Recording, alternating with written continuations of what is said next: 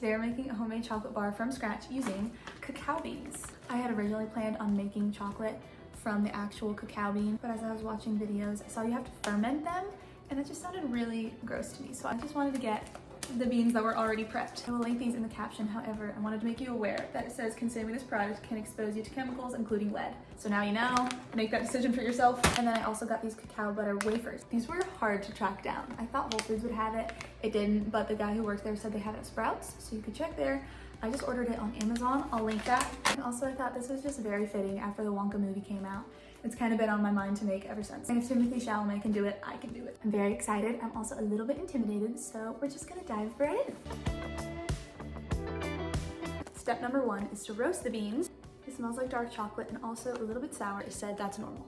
This is what the beans look like. They look very similar to almonds. I'm not sure how many beans to roast. I need a half cup of the cocoa nibs for the chocolate. I'm just gonna eyeball it and put them out in the tray evenly.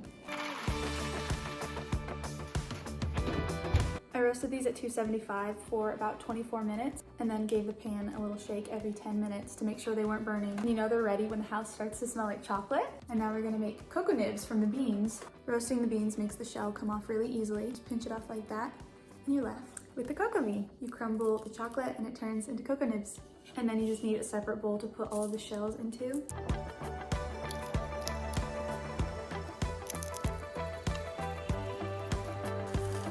It really did not take as long as I thought it was going to get all of these, and they smell so good. I know they're gonna be bitter now, but I'm gonna try one.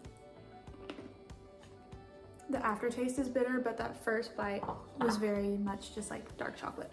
I'm gonna make a double boiler real quick for the cocoa butter wafers.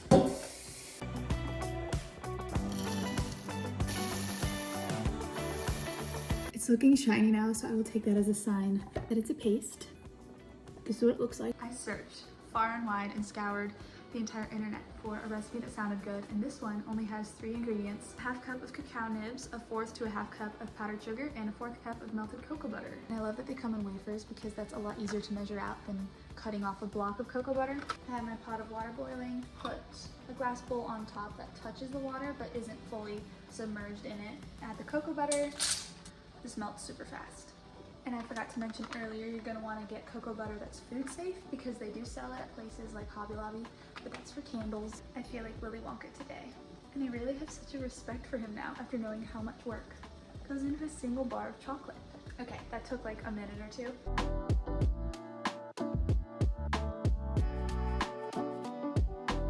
If you don't want to get the cocoa butter, you can use coconut oil, but the general online consensus was that you can't really compare to the cocoa butter. As far as texture goes, the coconut oil will make it more oily, whereas the cocoa butter makes it a creamier, more classic chocolate texture. It has this beautiful creamy consistency now. So we're gonna pour it into the molds.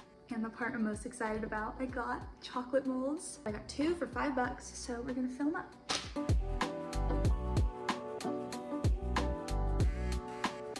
I'm gonna go pop these in the freezer until they're set, and then we'll do the final reveal.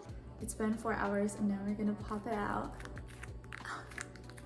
Oh my goodness. I'm literally Willy Wonka.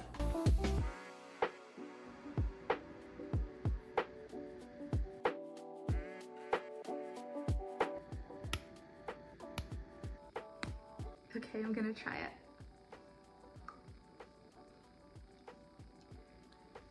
That is so crazy. Store-bought chocolate tastes better, but it's just so crazy that I made this with my own hands. Something I want to do once I perfect the homemade chocolate bar recipe is to make homemade marshmallows, graham crackers, and the chocolate so I can have a whole s'more from scratch. I tried that last year and I did the graham crackers and marshmallows, which were fantastic by the way, but I didn't make the chocolate, so I think it'd be really fun to have the whole entire thing. Thank you for watching today's video. Don't forget to subscribe if that's something that you'd like to do. And if you want to make the chocolate too, I'll link the recipe in the caption.